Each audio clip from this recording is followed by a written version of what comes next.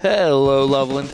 I'm Mike Meldon, and this is your Loveland Weekly Podcast, brought to you by Gina Dubell-Smith, eXp Realty, and Stone Pillar Farm.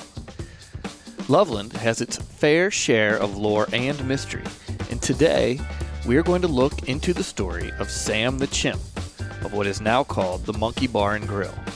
I'm sure many of you have heard parts of this story as I have over the years, but today we are going to put it all together and discuss some aspects that many may have never heard before. To do so, I brought in someone that has never heard anything of the story at all. My good friend and fraternity brother, Brad. Brad is from Cleveland and resides there now, and has never heard the stories that are told around these parts. So I thought he would be the perfect person to let into our history, secrets, and mysteries. From here on out, he will be referred to as Brad from Cleveland, and hopefully we hear from him many more times in the future. So sit back and enjoy the tale of Sam the Chimp. As an editor's note, I refer to Foster's, Ohio many times in the storytelling as Foster, Ohio. My apologies to the good people of the town. Also, I would like to warn my audience that this one contains mature subject matter at times, so please be advised. Today is Monday, January 15th, 2024. Happy Martin Luther King Jr. Day. Hopefully you're staying warm and doing some good out there. All right, Brad. So as you heard in the introduction, I'm talking to Brad, my good friend from college, and we were just talking about off air that it's our 30-year anniversary this year since we were freshmen, pledging our fraternity and when we met. Crazy, huh, Brad? I can't believe it's been 30 years. No, and I hate it. I want to stab my eyeballs out. I just like it because I think I still look the same. Like if you put a picture of me next to myself 30 years ago. The funny thing is nobody will. Yeah, you do. Yeah. Oh boy, we don't need to get into that. All right, so excuse me, I got a little bit of a cough. I thought, as I said in the intro, we're going to tell Brad a little bit about. There's a lot of lore, great stories around Loveland in these parts, and so Brad, I'm telling you today about Sam the Monkey, also known as Sam the Chimp. There's a well-known bar that's gotten pretty popular over the last couple of years. It is called the Monkey Bar, and some people don't realize why it's called the Monkey Bar. Some people know, and that's what we're going to get into. It's a very popular bar. It's in a little town called Foster, Ohio. It's just a few minutes from Loveland, but it's really close to Loveland if you take the Loveland bike trail, and that's going to play a role in this story. So, Brad, how do you feel about chimps? How do you feel about monkeys? If owning a monkey was legal, I just told my wife recently that I would own a monkey. Wait, it's not legal? I think you can own. I think there's some monkeys you could own, but I'd want to own like a silverback. Oh, that's not a monkey. That's an ape. It's a gorilla. Like a gorilla. Yeah. Is it because you look like a silverback? I would. I think owning a monkey would be fascinating. It's funny that you say that. I come from a family where my aunt owned a monkey in the house that my dad grew up in, and then my great uncle owned a monkey. So we're a monkey owning family, I guess. And I've heard great stories. I've heard some funny stories, but I heard that it's just it's tough to take care of. But you got a chimp that's this chip that we're going to talk about. This Sam was 4 feet tall and 140 pounds. Yeah, I think it'd be cool to own. But back then, so I guess it was a little bit more of I don't know. I guess it was more common because, like I said, now that I'm thinking about it, my family owned a couple, and in reading about the history of Sam, come to find out that it was just kind of a thing, I guess. So the history goes like this. The beginning of the history is a broke down carnival, right? All stories start like a broke down carnival, had to get flash sale, get rid of stuff. And Sam had a brother, and Sam and his brother were sold to just some dude who thought he could make a little bit of money. And so he would drive around, and if you paid to see it, he would open like his truck. I guess he had it fastened on the back of a truck, a cage, and you could feed Sam and his brother Candy. I guess he really got into grape soda was his favorite, and kind of get just to see the chimps. So it was kind of like a sideshow. Things were different back in the 70s, Brad. So you'd pay to feed the monkey. You'd pay to feed the monkey. So the way I imagine it is, Brad, is you and your mom are driving up to Kmart and you're getting out to walk into Kmart. And instead of somebody stopping you to buy popcorn, he asked if you wanted to see his monkey in the back of his truck. Is my guess. And you'd say, well, sure. And come on, Mom, please. He'd ask for a couple bucks, and then he'd open up the cage so you could see Sam and his brother. And so that lasted a little bit. Why do you keep turning your head? People can't see. This is I know. Brad and I can see each other, but you can't. This is a podcast. So anyways, I guess this guy couldn't. It wasn't making enough money. I guess it wasn't pulling enough money in. And so up here in Loveland, we have Loveland Canoe and Kayak, and a former owner for some reason bought Sam, and Sam and his brother split up. He bought Sam and brought him to Loveland. And the story goes that he would walk Sam around town. Loveland was a lot different than it is today. Small town out in the middle, a little bit disconnected from everywhere else back in the 70s. People would recognize the man and see him in the chimp for a little bit, but I guess he got bit on the hand. And, there's two stories. One is the gentleman got bit on the hand and had to get rid of Sam. And then the other one I heard is that he lost Sam in a poker game. So let's choose your own adventure, Brad. Which one do you believe? Or is it both? I believe that he probably got bit on the hand and then got rid of Sam. You're not going to bet your monkey. Yeah, he's going to bet their monkey. You're exactly right. Or Sam bit him and he used that leverage and said, I'm going to bet my monkey because I don't care if I lose him. That's true. I bet that's what happened. So he lost to a gentleman that lives in Foster, like I said, very close to Loveland. From what I've read about Foster back, and this would be before the 70s, but it was just like a little bit rougher, small town, rougher place back in the day. You could hide out there, right along the Little Miami River, and actually where this gentleman owned a bar. It was called the Train Stop Inn, and he brought the monkey there. Brad, you're not really talking to me. You're just listening. I'm listening. Oh, all right. We'll talk. You can ask questions. Do you have any questions? Well, no, I'm fascinated by the story. So he got the monkey. He owned this little bar.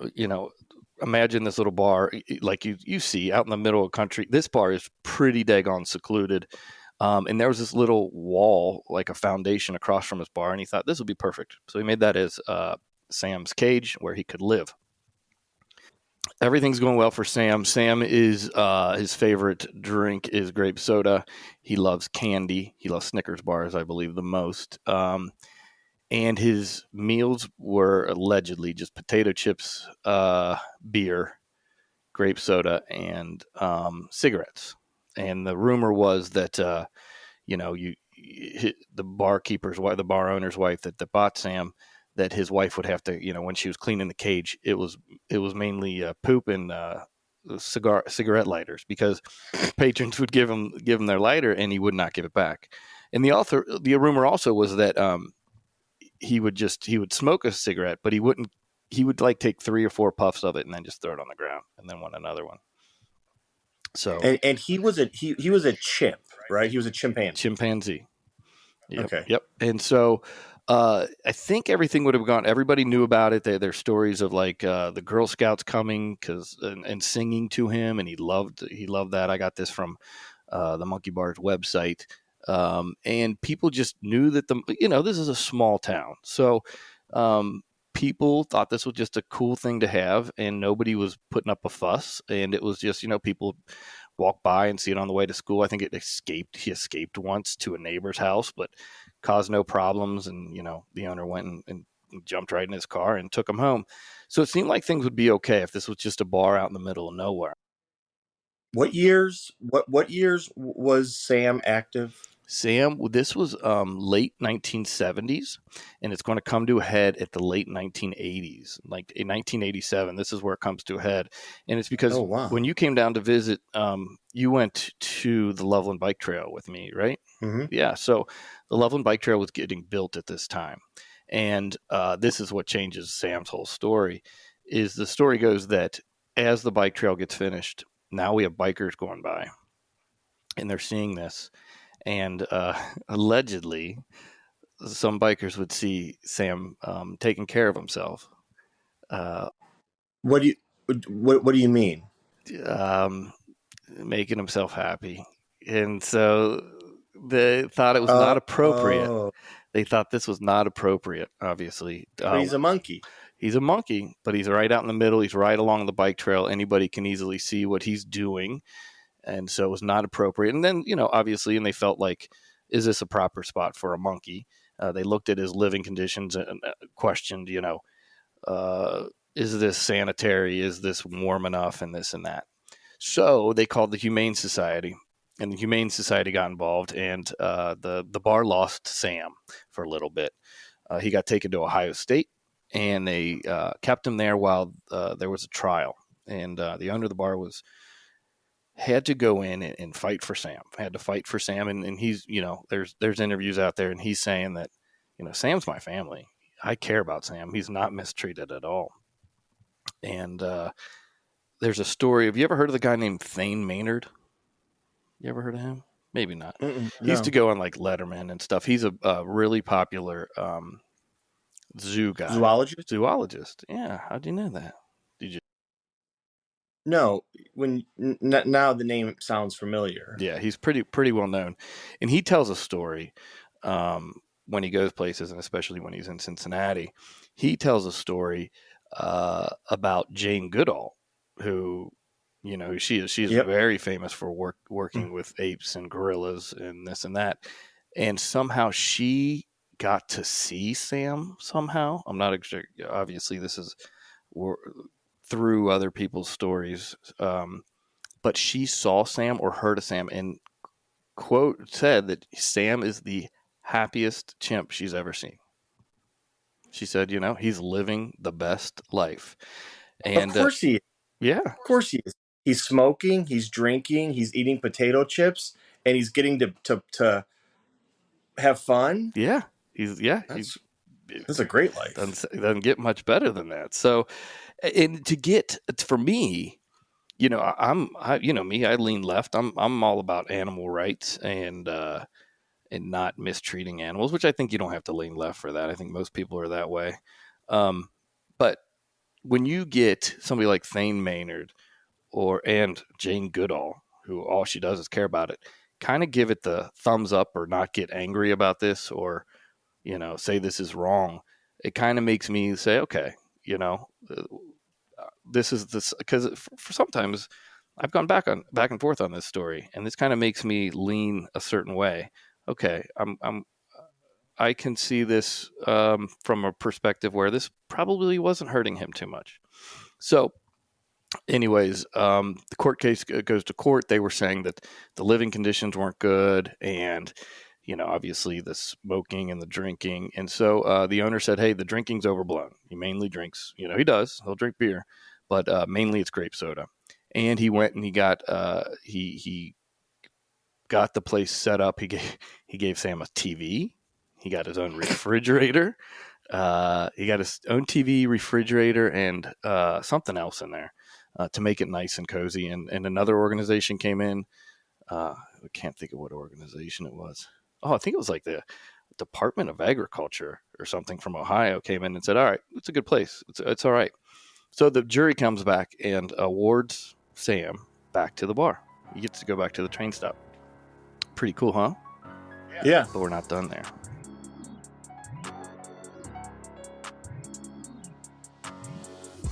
So he wins him back, gets him put back in there, but automatically another lawsuit comes from the Humane Society again, And this time the owner of the bar countersues them, kind of like, hey, I just went through this, and I'm going to sue you back. They came up with an arrangement. They got sued again. Then the bar owner sued back, and then they came to an arrangement that was never really talked about. So in 1997, Harris took Sam away from the bar for good. Wait, 97? 97. That's crazy. I didn't realize it was that. That fight went on for like 10 years. Wait 20. a minute. Could that be right? Wait a minute. That can't be right. Is that right? Hold on. Shouldn't you have your facts before you talk about them on a podcast? I'm reading them right here. So here's what it says. Okay. So I'm looking at it. It says in 1987, the society, the Humane Society, dropped its suit against Harris. Okay. 87. But the suit went on against the Humane Society. And then in February 1988, both parties announced a settlement, but no details. Okay. And then I'm jumping ahead, and it says, and this is where I kind of agree with a person that worked, that was around for that time. She remembers the trial. She lives in the area. She said there was really no right or wrong in my estimation. It was just a happening in rural Warren County, back when Warren County was less genteel. The Humane Society was just doing its job, or so they thought. Sam really did not need them to intervene. In 1997, Harris took Sam away from the bar for good after Hamilton Township announced plans to turn his playground area into public restrooms. And he was 25 years old then. So, and it says this, it says Harris never publicly disclosed where he sent the 25-year-old chimp. I wonder why they wouldn't disclose it. Well, and then it goes on to say, DeCarlo said he asked Harris many times what happened to Sam, or this woman, but he never would tell of Sam's whereabouts or if he were still alive. And the rumors are this. Okay, here are the rumors. Number one rumor that most people talk about around here is that he went to Florida, that he went to like this, Oh yeah. Yeah. A gorilla habitat. Exactly. Some nonprofit habitat place in Florida. The other one is that there was one in Texas that had wanted him, and they were going to match him up with the female, and that he was going to Texas, right? You want the one that I think is correct? Yes. I heard that he is buried along the bike trail. We should try to find it. Well, here's the thing. I've also heard a rumor, and this is to be censored for younger listeners, but I don't know how this is possible. Let's talk through this. I've heard that Sam was drowned in the river on purpose. You mean by his dad? Yeah, by his owner. Because allegedly. He couldn't live without him? We say allegedly drowned. I heard this. And it could be just a rumor. Go ahead. I don't see him drowning him. I could see them just sending him to a wildlife habitat. Me too, but why not do it beforehand? Well, because now, I guess, no, it did say it came to a head because they needed to use the land where his cage was, it was a foundation, but it wasn't on his property. It was right across from his property. It was township owned. So they were going to make that into a restroom. So I could see that if you just said, hey, I have nowhere to put him now. The best thing to do, obviously, I think we all would hope that he did get sent away. But why would I hear rumors that, well, here's the one rumor that I hear most, is he is buried along the trail. The rumor that I heard less often and from more people in the know, or from one person in the know, is that he allegedly was drowned in the river on purpose and buried there. Well, that's kind of messed up. Yeah. I just don't see his owner. I don't see his owner doing that. God, that's like the end of a bad movie, a movie just where you're just like, oh my gosh, that'd be so sad. Yeah, it's so much shocking. But here's my thing. they're walking hand in hand down the trail. No. You know, He gives them. Hey, Dad, he gives them a grape. like, He gives them a grape soda. are we going for like ice cream or something? He's like, oh, here, we got to cross the river first. Oh my like, God, okay. how horrible! But my thing is this: they're strong. Yeah, I mean, like real strong, right? they're super strong. Right. So I don't understand how drowning would even work. That does not seem to make sense to me. Unless he was old. He's only 25. Yeah. I don't know, man. It's when I first heard this story, Brad, it was the Florida story, and that was the ending I heard, and I was pretty happy with that ending. The bar owner had trouble, Sam did, but then I'm like, I was good with the Florida ending. Him, it's like, but then you find out it's like when your parents tell you that your dog got sent to a farm. Goldfish. yeah, exactly. Yeah. Your dog was sent to a farm because he wanted to go run and play with the other dogs. That's kind of how I feel right now. Is I got thrown the Florida story when in actuality it's he might have died, because I don't know why would people make that up. Why would well go ahead. Of course they would make it up because it's lore. It is without facts, people will provide opinions, and if the story goes that no one knows where he ended up, then you start adding what if he drowned, he's buried there. I don't know. And it's a mystery. It's a cool mystery. It's a sad mystery. It's funny. On the website of the bar, it says, many believe he was transferred to an animal reserve in Florida, but this is all just hearsay, which is true. He sold the bar, and that's when the people that bought the bar took advantage of it and were like, hey, we're calling it the Monkey Bar and living on this, this story, which was, I think, really smart to do.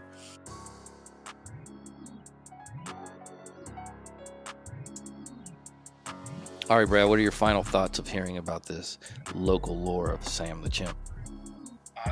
Considering how small Loveland is and not having many bars, I think it is a fascinating story of the journeys from circus show monkey, chimpanzee, to local lore, yet coupled with all of the legality, the legal issues, and the mystery. Right? I just want to know. Did he make it to Texas? Did he make it to Florida? All right. Did he find Mrs. Right? No, I think it was great.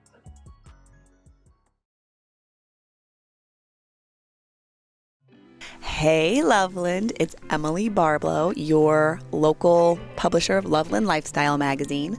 Just wanted to remind you guys that we love covering all of the people, happenings, and things going on in our amazing town of Loveland, Ohio.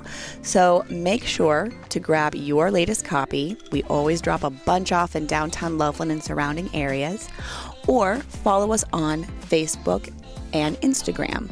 Everything from events to mini press releases, articles. I mean, we have so much happening here. We love covering all of the things happening.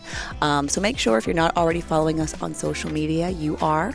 And stay tuned for more awesome info from Loveland Lifestyle.